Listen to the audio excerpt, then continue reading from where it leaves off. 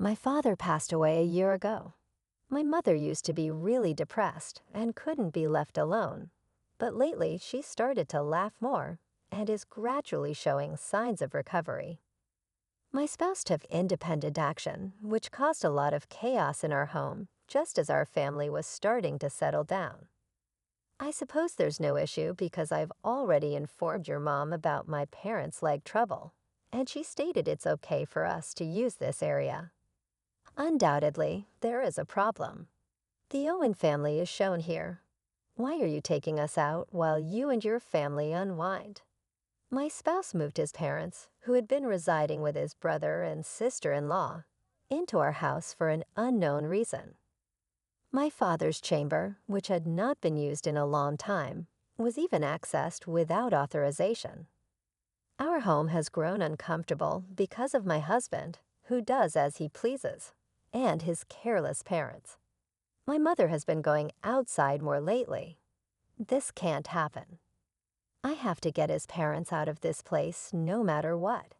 This is the account of how, following the death of my father, my husband and his parents nearly inherited the house. This year, I turned 40 years old. My name is Luna. When I was 28, I would faint because of my sickness. Working outside is challenging for me. When I was younger, I worked at a corporate operation, but later I had to work from home to make ends meet because of my fluctuating health condition, which frequently caused difficulty for others. My income is not consistent each month, as it depends on my health. It is challenging to live alone because of this volatility. I was dependent on my parents until I got married because they worked and earned money to help with domestic duties. In between, Wayne and I moved into a leased apartment together. After we were married, we were able to amass money over time and intended to buy a house eventually. However, when Wayne informed his parents that his brother had constructed a two-family house so that he could live with them, everything drastically altered. My parents then proposed that we move in with them while they planned a significant makeover of their home. My parents worried about my inconsistent income and its monthly swings. They were uneasy about the rental flat we were living in and concluded that it would be hard for the two of us to own a house. Although I sincerely appreciate my parents' offer, cohabiting with a spouse's parents is not always simple. I made an effort to be considerate of Wayne's viewpoint. He enthusiastically welcomed the idea of living together because my parents would cover all the costs. We lived together, the four of us, for the next 10 years or so, and I thought we got along very well. My father was stern, so my normally easygoing husband was wary around him, and my parents avoided getting involved until it was just the four of us. Thanks to my parents' support, we were able to maintain a peaceful married life free from major disagreements, even though we didn't have a steady income or the ability to start a family. I promised to return the favor at some point. I was filled with thankfulness since I had earned the right to receive nursing care should the need arise in the future. But before I could make use of this qualification, my father unexpectedly died of a heart attack. My mother lost weight, lost her appetite, and became sick often because she was unable to accept reality. I made every effort to maintain my tight relationship with my mother. As a result, it was during this period that Wayne started to exhibit increasingly odd behavior. Our house was expanded from 2 stories to 3 10 years ago during renovations. My father's study was in the storeroom, and the first floor contained a bedroom and bathroom only for them. The family's common kitchen, laundry area, and bathroom were located on the second level. My parents utilized the living area next to the kitchen the most, and the third level was all ours as a couple. We had 2 rooms that served as our living room and bedroom, as well as our own bathroom. We could live mostly on the third level with the exception of going downstairs for meals and bathing. Wayne had lived this way all along, but suddenly, with the death of my father, he began to spend more time on the second level. Why are you on the second floor watching TV? Isn't this Mom's territory? I asked. Wayne maintained it was okay to use this place, since she was in the bedroom right now. Despite my several warnings, Wayne began spending a lot of time in the second floor living room every day, using the fact that the refrigerator is located there as an excuse. My mother, being the restrained person she is, avoided going up to the second level once she realized he was there.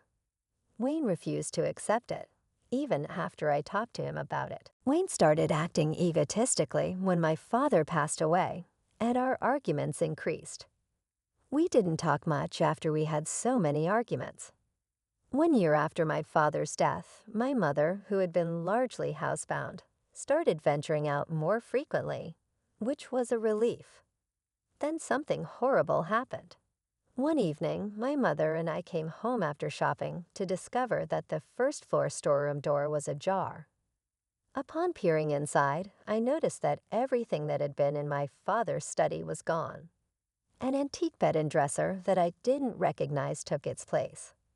There were also a lot of cardboard boxes stacked up. Curious about why this was happening, I hurried to the living room on the second level. But there were other persons in the kitchen besides Wayne. In the living room, my father-in-law was sipping cocktails with Wayne while my mother-in-law stood there. I called Wayne out into the hallway and asked him about the situation. He explained I had to call them because Mother wasn't getting along with my brother's wife. I decided to let them use that storeroom. His answer was self-centered.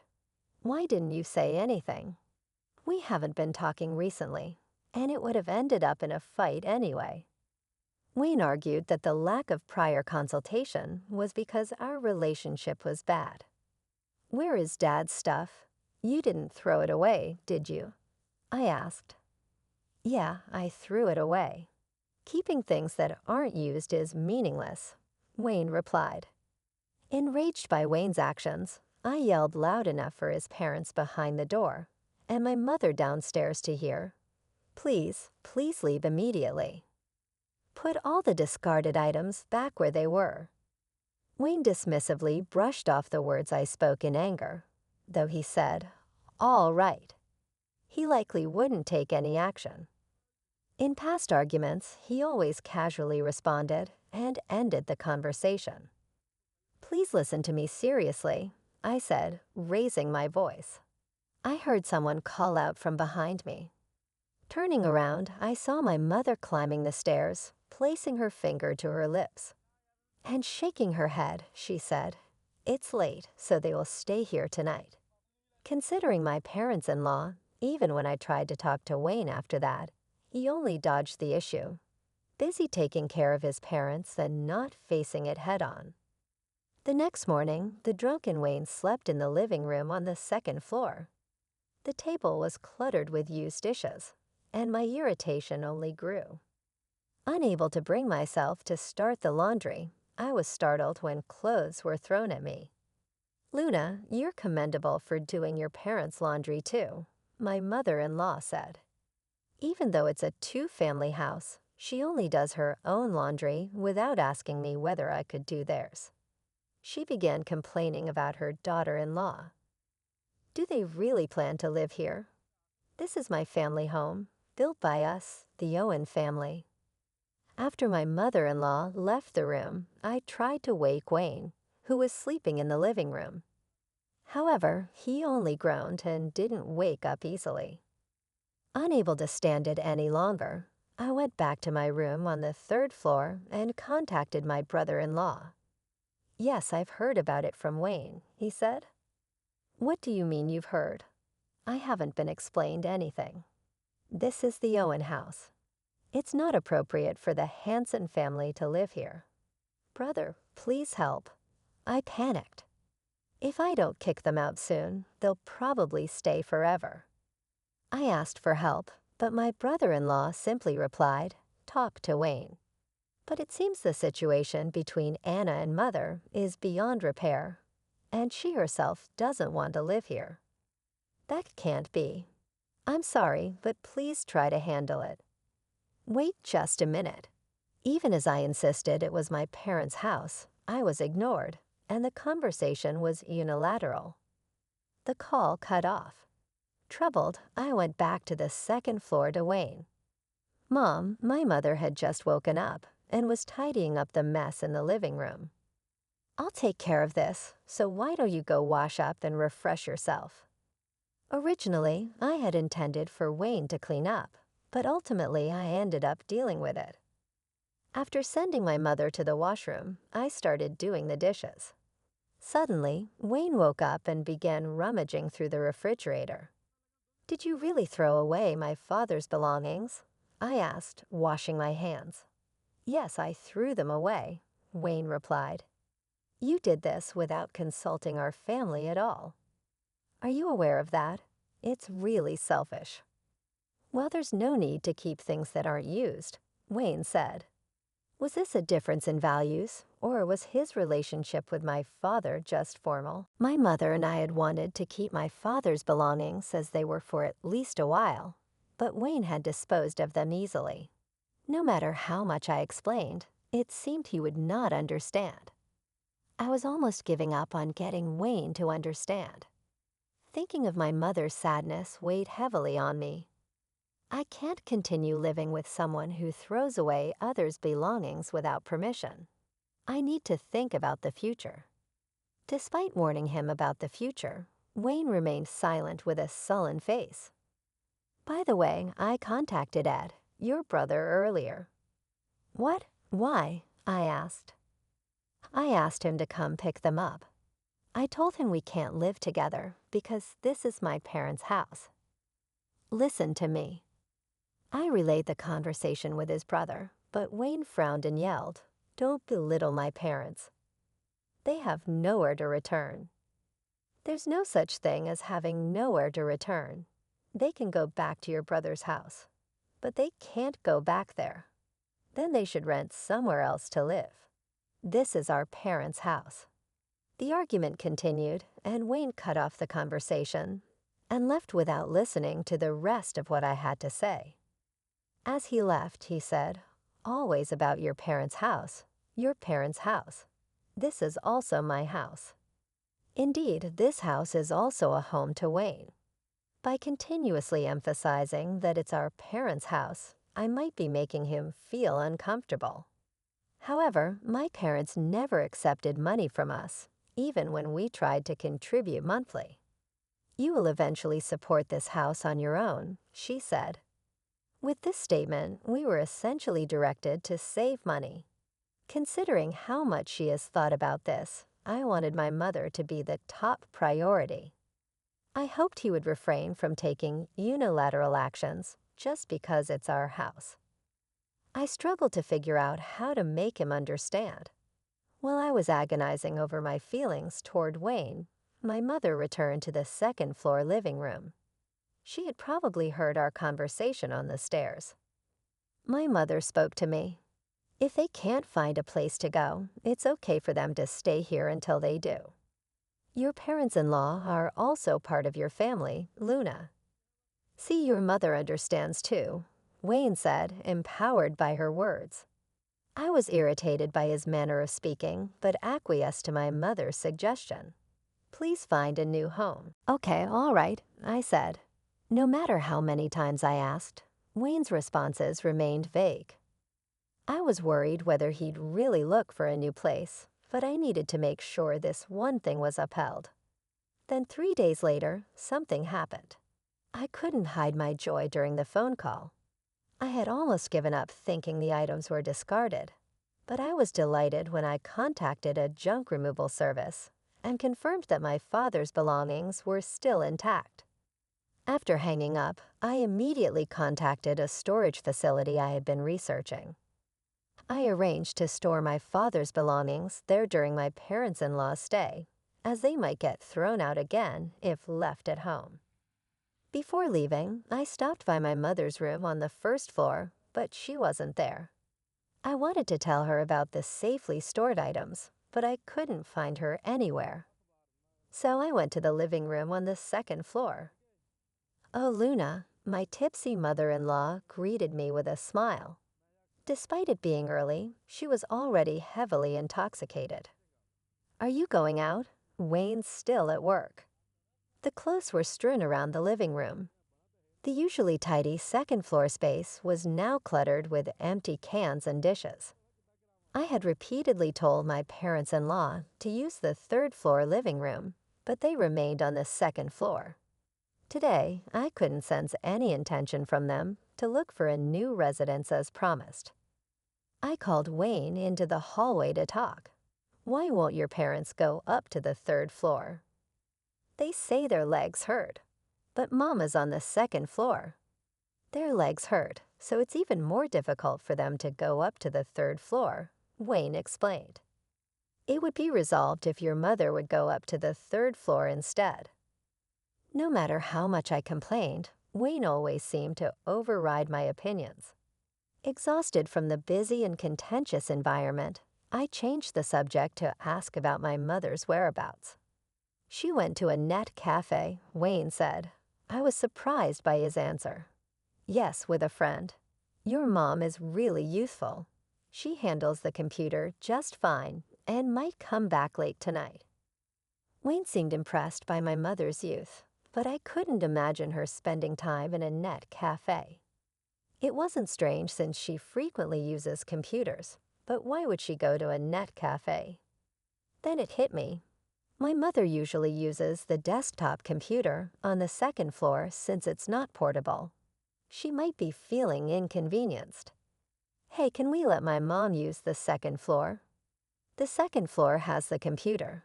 There's no TV in the first floor bedroom, and it seems like my mother has a lot of spare time. Even when I asked, Wayne looked displeased. "I've already told your mom about the pain in my parents' legs, and she said it's fine for us to use this space. So I think there's no problem." There's definitely a problem. This is the Owen family. Why are you driving us out and letting your family relax? I said, I often felt that Wayne lacked understanding. The reason my mother went to the net cafe was probably that she wanted her own space. Saying she went with a friend was clearly a lie. I suspected it was a statement made to consider Wayne's feelings. Even so, Wayne seemed to conveniently believe my mother's story. "You always think only of your parents." "My parents don't know anyone here and can't meet friends." "Since your mother has friends nearby, it should be fine for her to go out during the day." "If she doesn't like it, she can go to the third floor," he shouted in anger. Wayne's expression at that moment was terrifying, unlike anything I had seen before, and I was left speechless. Is this what it means for affection to cool in an instant? I was more surprised by my own calmness than by the anger I truly felt. I felt that we could no longer live together. I left the house without saying anything. Before going to pick up my father's things, I stopped by the lawyer's office. In the evening, I visited my mother's room on the first floor and handed her the keys to the storage locker. "I'll store these temporarily, but I promise to put everything back where it belongs," I said sincerely. My mother listened quietly, placed her hand on my shoulder, and made me look up. "Luna, you shouldn't disregard his parents. I might leave this world at any time, and once I'm gone, won't your family only consist of them? Since you're not strong, you might need to rely on them, right?" My mother smiled gently, but I couldn't agree. I was completely fed up with Wayne's behavior since my father's death. I strongly wished to end my relationship with my thoughtless parents-in-law quickly. I pulled out the documents I had received at the office from my bag. "I'm filing for divorce," I said without hesitation. My mother silently stared at the divorce papers. After a few minutes of silence, she sighed and started talking. "Your father never took any money from you either, did he?" "That's right. Telling you to save wasn't just for your future. We set things up so that even if we're gone, you, Luna, with little income and weak health, can stand up to Wayne. Of course it's best to get along, but life is unpredictable. After the divorce, this house is set up to be yours. That was the idea. The house should support your life with government payments and your income. It should be enough for a while. My mother's gaze softened and then became icy. You're getting a divorce, huh? She grabbed the smartphone that was resting on the bed. As she spoke, she picked up the phone, and I could see the small vibration sound I'd noticed while discussing the storage unit. I gave her a bewildered look as she showed me the screen. Notifications from a social media app appeared. Mom, despite my ignorance of the circumstances, my mother grinned happily and remarked, "It went viral." A few days later, early one morning, I showed Wayne the divorce documents. So you give in to divorce every time something doesn't work out. Okay, let's part ways. However, I'm selling this house in exchange, Wayne stated. He grabbed the divorce papers from me in a hurry. He is unable to sell this residence. My name is on the house's registration. We changed the name from my mother's to mine at first, since we were planning for the future. Wayne remarked sarcastically, if I hadn't married you, maybe I could have had children. But I didn't feel anything. I was aware of Wayne's impending fate. Ascertain that you have no regrets, I said in a hushed tone, watching Wayne handle things aggressively and expressing his anger. Just as I answered his query, the doorbell rang. I started doing the wash instead of answering the doorbell, since I knew my mother was waiting outside. My mother's animated voice called out from downstairs, and there was also the sound of multiple moving trucks. Wayne walked downstairs to find out what was going on. My parents-in-law started yelling, and soon Wayne's terrified voice could be heard. To return my parents-in-law's possessions to my brother-in-law's home, my mother had contacted the movers. "Please stop, Mother. Why are you relocating people's possessions without their consent?" Wayne demanded. My mother interrupted him sharply and retorted, "You were the first to dispose of things without permission." As if she had heard him coming, my mother remained silent as Wayne threw away my father's possessions. Fearing what would occur when we were gone, I won't put up with it any longer. If you're getting divorced, my mother made the decision to eject my parents-in-law from the house right away. After making that statement, when Wayne was attempting to halt the movers, he received a call and yelled, "Wait, what?" The call was probably from a friend. When he picked up the phone and frantically turned on the TV, the morning TV show displayed news articles from posts on social media. "Is that our house?" Wayne was astounded to see our house on television. The idea that my mother had been using social media for this purpose astonished me. Memories of the evening I announced my divorce flashed back. At that time, it became vital. The screen of the social media app that was currently being displayed on TV was what my mother had shown me. Posts like "My daughter's husband is causing problems" could be found there. We could end up losing the house following that post. My mother's tweets attracted a lot of attention and led to demands for interviews from prominent newspapers. My mother had not planned to take part in interviews at first, but she changed her mind as soon as she found out that I was divorcing. The tale progressed because of her favorable response to the offers of interviews. My mother said in a quiet voice, "Now Wayne will also find it hard to stay here, won't he?" As I was fixated on the TV screen that showed our house, her eyes shone with joy. I gave Wayne's pallid face a chilly look. He was definitely worried that his employer would find out. People would inevitably try to find out who owns the mansion, and information about it would spread due to the immense influence of the media.